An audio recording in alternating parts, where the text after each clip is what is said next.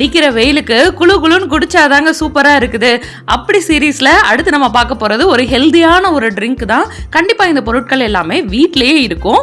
ஒரு சின்ன துண்டு இஞ்சி, ஒரு ரொம்ப சின்ன துண்டு இஞ்சி சேர்த்துக்கோங்க. அடுத்து நல்ல ஒரு பெரிய கேரட் வந்து எடுத்துக்கிறேங்க. அதை தோல் சீவி நல்லா கட் பண்ணி எடுத்துக்கிறேன்.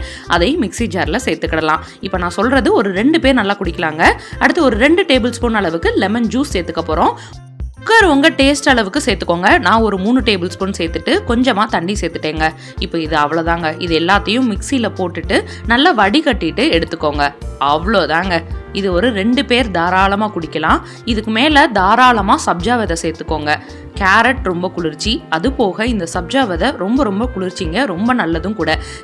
வீட்டில் இந்த கேரட்டு காய்கறியெல்லாம் சாப்பிட மாட்டேன்னு சொல்கிற பிள்ளைங்களுக்கு இதை மாதிரி செஞ்சு கொடுங்க. சூப்பராக இருக்குது. இது போல் ஜூஸ் இன்னும் வேணும்னு கேட்பாங்க. இந்த அடிக்கிற வெயிலுக்கு கொஞ்சம் கேர்ஃபுல்லாகவும் இருந்துக்கோங்க. இந்த வீடியோ பிடிச்சிருந்ததுன்னா லைக் பண்ணுங்கள். பாய்.